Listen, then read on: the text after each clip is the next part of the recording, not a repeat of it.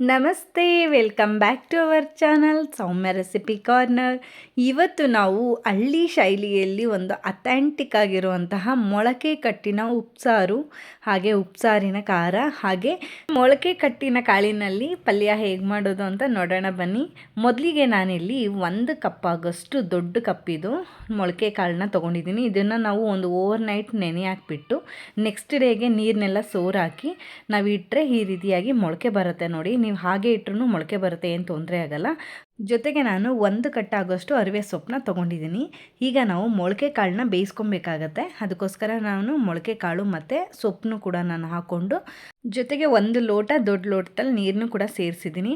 ಹಾಗೆ ನಾನು ಇವತ್ತು ಹಸಿಮೆಣ್ಸಿನ್ಕಾಯಿ ಖಾರ ಮಾಡ್ತಾ ಇರೋದು, ಅದಕ್ಕೋಸ್ಕರ ನಾನು 6ರಿಂದ 7 ಹಸಿಮೆಣ್ಸಿನ್ಕಾಯಿ ಹಾಕ್ಕೊಂಡಿದ್ದೀನಿ. ಹಾಗೆ ಒಂದು ದೊಡ್ಡ ಸೈಜಿನ ಟೊಮೆಟೊ ಹಾಕ್ಕೊಂಡಿದ್ದೀನಿ ಮತ್ತು ಸ್ವಲ್ಪ ಸಾಲ್ಟ್, 1 ಸ್ಪೂನ್ ಆಗೋಷ್ಟು ಸಾಲ್ಟ್ ಹಾಕ್ಕೊಂಡು ನಾವು ಇದನ್ನು 1 ವಿಷಲ್ ಬರ್ಸ್ಕೊಂಡ್ರೆ ಸಾಕಾಗುತ್ತೆ. ಯಾಕೆಂದರೆ ಕಾಳು ಮತ್ತು ಸೊಪ್ಪು ಬೇಗ ಬೇಯುತ್ತೆ, ಅದಕ್ಕೋಸ್ಕರ 1 ವಿಷಲ್ ಬಂದರೆ ಸಾಕಾಗುತ್ತೆ ನೋಡಿ. ಇವಾಗ ನೋಡಿ 1 ವಿಷಲ್ ಬಂದಿದೆ. ಇವಾಗ ನಾನು ಇದನ್ನು 1 ವಿಷಲ್ ಆದಮೇಲೆ ಓಪನ್ ಮಾಡಿ ತೋರಿಸ್ತಾ ಇರುವಂತಹದ್ದು ನೋಡಿ ಎಷ್ಟು ಚೆನ್ನಾಗಿ ಬೆಂದಿದೆ. ಆಲ್ರೆಡಿ 1 ವಿಷಲ್ಗೆ ಎಷ್ಟು ಮೆತ್ತಗಾಗಿದೆ ನೀವು ನೋಡ್ಬೋದು ಸೊಪ್ಪು ಮತ್ತು ಕಾಳು. ಯಾರಿಗಾರು ಈ ರೀತಿ ಸೊಪ್ಪು ಇಷ್ಟ ಆಗಲ್ಲ, ಬೇಯಿಸಿರೋದು ತುಂಬ ಬೆಂದ್ಬಿಟ್ಟಿರುತ್ತಲ್ವ ಅಂತ ಅಂದರೆ ನೀವು ಒಗ್ಗರಣೆ ಮಾಡಬೇಕಾದ್ರೂ ಡೈರೆಕ್ಟಾಗಿ ನೀವು ಹಾಕೊಬೋದು. ತೋರಿಸ್ತೀನಿ ನಾನು ಯಾವ ರೀತಿ ಅಂತ ಹೇಳ್ತೀನಿ, ಓಕೆನಾ. ಈಗ ನೋಡಿ ಇದನ್ನೆಲ್ಲನೂ ನಾವು ಇವಾಗ ತಣ್ಣಗಾಗ್ಲಿಕ್ಕೆ ಬಿಡೋಣ. ಜೊತೆಗೆ ನಾವು ಇವಾಗ ಹಸಿಮೆಣ್ಸಿನ್ಕಾಯಿ ಏನು ಹಾಕ್ಕೊಂಡಿರ್ತೀವಲ್ಲ ಅದನ್ನು ಸಪ್ರೇಟಾಗಿ ನಾವು ತೊಗೊಬೇಕಾಗುತ್ತೆ. ಹಸಿಮೆಣ್ಸಿನ್ಕಾಯಿ ಮತ್ತು ಟೊಮೆಟೊ ಮತ್ತು ಸ್ವಲ್ಪ ಕಾಳು ಮತ್ತು ಸೊಪ್ಪು ಏನು ಬೆಂದಿರುತ್ತಲ್ಲ ಅದನ್ನು ನಾನು ಸಪ್ರೇಟಾಗಿ ತೊಗೊಂಡಿದ್ದೀನಿ, ಓಕೆನಾ. ಹಾಗೆ ಇವಾಗ ಕಾಳು ಮತ್ತು ಸೊಪ್ಪನ್ನ ನಾನು ಫಿಲ್ಟ್ರ್ ಮಾಡಲಿಕ್ಕೆ ಹಾಕಿದ್ದೀನಿ. ಇವಾಗ ನೀರು ಸಪ್ರೇಟ್ ಆಗುತ್ತೆ ಮತ್ತು ಕಾಳು ಸಪ್ರೇಟ್ ಆಗುತ್ತೆ. ಸಪ್ರೇಟ್ ಆದರೆ ನಮಗೆ ಇವಾಗ ನೋಡಿ ನೀರೆಲ್ಲ ಸಪ್ರೇಟ್ ಆಗಿದೆ. ಇದನ್ನು ನಾವು ಸಾಂಬಾರು ಮಾಡ್ಬೋದು, ಕಾಳನ್ನು ತೆಗೆದು ನಾವು ಪಲ್ಯ ಮಾಡ್ಕೊಬೋದು. ಹಾಗಾಗಿ ಇವಾಗ ನಾವು ಒಂದು ಮಿಕ್ಸಿ ಜಾರ್ ತೊಗೊಂಡು ಅದಕ್ಕೆ ನಾವು ಬೇಯಿಸಿಟ್ಕೊಂಡಿರುವಂತಹ ಹಸಿಮೆಣ್ಸಿನ್ಕಾಯಿನ ಹಾಕೊತಾ ಇದ್ದೀನಿ ನೋಡಿ. ಹಸಿಮೆಣ್ಸಿನ್ಕಾಯಿ ಜೊತೆಗೆ 1 ಗೆಡ್ಡೆ ಬೆಳ್ಳುಳ್ಳಿನ ಸಿಪ್ಪೆ ತೆಗೆದು ಸೇರಿಸ್ತಾ ಇದ್ದೀನಿ. ಜೊತೆಗೆ ನಾನು 1 ಟೇಬಲ್ ಸ್ಪೂನ್ ಆಗೋಷ್ಟು ಜೀರಿಗೆ ಮತ್ತು 1 ಟೇಬಲ್ ಸ್ಪೂನ್ ಆಗೋಷ್ಟು ಮೆಣಸು ಸೇರಿಸ್ತಾ ಇರುವಂತಹದ್ದು. ಜೊತೆಗೆ ನಾನು ಒಂದು ಅರ್ಧ ನಿಂಬೆಹಣ್ಣಿನ ಗಾತ್ರದಷ್ಟು ನಾನು ಇಲ್ಲಿ ಹುಣಸೆಹಣ್ಣನ್ನ ಬಳಸ್ತಾ ಇರುವಂತಹದ್ದು. ಜೊತೆಗೆ ನಾನು ಸ್ವಲ್ಪ ಕೊತ್ತಂಬರಿ ಸೊಪ್ಪನ್ನು ಕೂಡ ನಾನು ಹಾಕ್ಕೊಂಡು ಸ್ವಲ್ಪ ಜೊತೆಗೆ ಉಪ್ಪನ್ನು ಕೂಡ ಸೇರಿಸ್ತಾ ಇದ್ದೀನಿ ನೋಡಿ.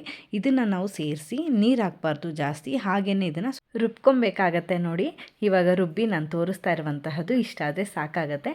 ಇದನ್ನು ನೀವು ಒಂದು ಸರಿ ರೆಡಿ ಮಾಡಿದ್ರೆ 15 ದಿನಗಳ ಕಾಲ ನೀವು ಇದನ್ನು ಸ್ಟೋರ್ ಮಾಡ್ಬೋದು, ಏನು ಹಾಳಾಗಲ್ಲ, ಕೆಡಲ್ಲ, ಚೆನ್ನಾಗೇ ಇರುತ್ತೆ. ಹಾಗಾಗಿ ಇದನ್ನು ನಾನು ಇವಾಗ ರೆಡಿ ಮಾಡಿಟ್ಟೆ ಅಂತಹದ್ದು ನೋಡಿ. ಈ ಉಪ್ಸಾರು ಖಾರನ ನೀವು ಅಕ್ಕಿ ರೊಟ್ಟಿಗೂ ಕೂಡ ನೀವು ಹಾಕ್ಕೊಂಡು ತಿನ್ಬೋದು, ತುಂಬ ಚೆನ್ನಾಗಿರುತ್ತೆ. ತುಪ್ಪ ಹಾಕ್ಕೊಂಡು ತಿಂತಾರೆ, ತುಂಬ ಚೆನ್ನಾಗಿರುತ್ತೆ. ಇವಾಗ ಉಪ್ಸಾರು ಖಾರ ನಾನು ರೆಡಿ ಆಗಿದೆ ಅಲ್ಲ, ಇವಾಗ ನಾನು ಅದೇ ಮಿಕ್ಸಿ ಜಾರಲ್ಲಿ ನಾನು ಸ್ವಲ್ಪ ಖಾರನ ಉಳಿಸ್ಕೊಂಡಿದ್ದೀನಿ. ಆ ಖಾರದ ಜೊತೆಗೆ ನಾನು ಬೇಯಿಸಿಟ್ಟಿರೋಂತಹ ಟೊಮೆಟೊ ಮತ್ತು ಕಾಳು ಸೊಪ್ಪು ಏನಿತ್ತಲ್ಲ ಅದನ್ನು ನಾನು ಸೇರಿಸಿ ಇವಾಗ ರುಬ್ಕೊಬೇಕಾಗತ್ತೆ ನೋಡಿ. ಇದನ್ನು ನಾನು ಇವಾಗ ಕ್ಲೀನಾಗಿ ರುಬ್ಕೊತಾ ಇದ್ದೀನಿ. ನೀರೇನು ಅವಶ್ಯಕತೆ ಇರಲ್ಲ, ಹಾಗೆಯೇ ನೀವು ಇದನ್ನು ಕ್ಲೀನಾಗಿ ಪೇಸ್ಟ್ ಮಾಡ್ಕೊಬೇಕಾಗತ್ತೆ. ಇಷ್ಟ ಆದರೆ ಸಾಕಾಗುತ್ತೆ ನೋಡಿ. ಈಗ ನಾವು ಈ ರುಬ್ಕೊಂಡಿರೋಂತಹ ಮಸಾಲಾನ ಮೊಳಕೆ ಕಾಳನ್ನ ಬೇಯಿಸ್ಕೊಂಡಿರೋಂತಹ ನೀರಿತ್ತು ನೋಡಿ, ಅದಕ್ಕೆ ನಾನು ಇವಾಗ ಸೇರಿಸ್ತಾ ಇದ್ದೀನಿ. ರುಬ್ಕೊಂಡಿರೋಂತಹ ಮಸಾಲಾನೆಲ್ಲನೂ ಅದಕ್ಕೆ ಸೇರಿಸಿ ನಾವು ಕ್ಲೀನಾಗಿ ಈ ರೀತಿಯಾಗಿ ಮಿಕ್ಸ್ ಮಾಡ್ಕೊಬೇಕಾಗತ್ತೆ. ಮಿಕ್ಸ್ ಮಾಡಿಕೊಂಡು ನಮಗೆ ಉಪ್ಸಾರು ಅಂದರೆ ಯಾವಾಗಲೂ ತೆಳ್ಳಗೆ ಇರುತ್ತಲ್ಲ, ಆ ರೀತಿಯಾಗಿ ಕನ್ಸಿಸ್ಟೆನ್ಸಿಗೆ ನಾವು ಸ್ವಲ್ಪ ನೀರನ್ನ ನಾವಿಲ್ಲಿ ಸೇರಿಸ್ಬೇಕಾಗತ್ತೆ. ನೀರೆಲ್ಲ ಸೇರಿಸಿದ ಮೇಲೆ ನಾನು ರುಚಿಗೆ ತಕ್ಕಷ್ಟು ಉಪ್ಪನ್ನ ನಾನು ಸೇರಿಸ್ತಾ ಇರುವಂತಹದ್ದು. ಇವಾಗ ನಾವು ಎಲ್ಲನೂ ಕೂಡ ಮಿಕ್ಸ್ ಮಾಡಿ ಈ ರೀತಿಯಾಗಿ ಚೆನ್ನಾಗಿ ಇದನ್ನು ಕುದಿಯೋದಕ್ಕೆ ಬಿಡೋಣ. ಇದ್ರ ಜೊತೆಗೆ ನಾವು ಬೇಯಿಸಿಟ್ಟಿರೋಂತಹ ಕಾಳು ಮತ್ತು ಸೊಪ್ಪು ಏನಿತ್ತಲ್ಲ ಅದನ್ನು ನಾನು ಒಂದು ದೊಡ್ಡ ಸ್ಪೂನಲ್ಲಿ 1 ಸ್ಪೂನ್ ಆಗೋಷ್ಟು ಸೇರಿಸ್ಕೊತಾ ಇದ್ದೀನಿ ನೋಡಿ. ಸೇರಿಸಿ ನೀವು ಇದನ್ನು ಚೆನ್ನಾಗಿ ಕುದಿಯೋದಕ್ಕೆ ಬಿಡಿ. ಇದು ಚೆನ್ನಾಗಿ ಕುದ್ರೆ ನಮಗೆ ಸಾಂಬಾರು ರೆಡಿ ಆಗುತ್ತೆ ನೋಡಿ. ಇವಾಗ ನೀವು ನೋಡ್ಬೋದು ಕುದಿನೂ ಕೂಡ ಬರ್ತಾ ಇದೆ. ತುಂಬ ಚೆನ್ನಾಗಿರುತ್ತೆ ಈ ಸಾಂಬಾರು. ನೀವು ಕೂಡ ಒಂದ್ಸರಿ ಟ್ರೈ ಮಾಡಿ. ಆ್ಯಕ್ಚುಲಿ ಮೈಸೂರು ಸೈಡಲ್ಲೆಲ್ಲ ಮತ್ತು ಮಂಡ್ಯ ಭಾಗದಲ್ಲೆಲ್ಲ ಈ ಫೇಮಸ್ ಸಾಂಬಾರು ಅಂತಲೇ ಹೇಳ್ಬೋದು. ತುಂಬಾ ಇಷ್ಟಪಡ್ತಾರೆ ಜನ ಇದನ್ನು. ಮುದ್ದೆ ಮತ್ತು ಅನ್ನಕ್ಕೆಲ್ಲ ತುಂಬಾ ಒಳ್ಳೆ ಕಾಂಬಿನೇಷನ್ ಅಂತಲೇ ಹೇಳ್ಬೋದು. ಅಟ್ಲೀಸ್ಟ್ ಇಲ್ಲ ಅಂದ್ರೂ ವೀಕ್ಲಿ 1 ಟೈಮ್ಸ್ ಯಾವುದಾದ್ರೂ ಸರಿಯೇ ಒಂದು ರೀತಿಯಾದಂತಹ ಉಪ್ಸಾರನ್ನ ಮಾಡಿ ತಿನ್ನುವಂತಹ ಪದ್ಧತಿ ಈಗಲೂ ಕೂಡ ಇದೆ. ತುಂಬಾ ಇಷ್ಟಪಡ್ತಾರೆ. ಮುದ್ದೆಗೆಲ್ಲ ಈ ಖಾರನ ಹಾಕ್ಕೊಂಡು ಮತ್ತು ಉಪ್ಸಾರನ್ನ ಹಾಕ್ಕೊಂಡು ತಿಂತಾರೆ, ತುಂಬಾ ಚೆನ್ನಾಗಿರುತ್ತೆ. ಆ್ಯಕ್ಚುಲಿ ಯಾರೆಲ್ಲ ತಿಂದಿದ್ದೀರಾ ಖಂಡಿತವಾಗ್ಲೂ ನನಗೆ ಕಾಮೆಂಟ್ ಮಾಡಿ ತಿಳಿಸಿ, ಓಕೆನಾ. ಇವಾಗ ನೀವು ನೋಡ್ಬೋದು ಸಾಂಬಾರೆಲ್ಲ ತುಂಬ ಚೆನ್ನಾಗಿ ರೆಡಿಯಾಗಿದೆ. ಇವಾಗ ನಾವು ಪಲ್ಯ ಹೇಗೆ ಮಾಡೋದು ಅಂತ ನೋಡೋಣ ಬನ್ನಿ.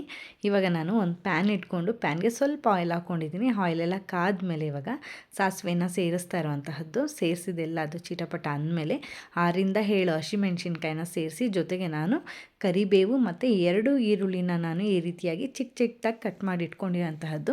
ಕಟ್ ಮಾಡಿ ಇವಾಗ ನಾವು ಇದನ್ನೆಲ್ಲ ಚೆನ್ನಾಗಿ ಫ್ರೈ ಮಾಡ್ಕೊಳ್ಳೋಣ. ಈರುಳ್ಳಿ ಎಲ್ಲ ನೋಡಿ ಇಷ್ಟು ಫ್ರೈ ಆದರೆ ಸಾಕಾಗುತ್ತೆ. ಸ್ವಲ್ಪ ಕಲರ್ ಚೇಂಜ್ ಆಗಿದೆ ಕೂಡ ನೀವು ನೋಡ್ಬೋದು.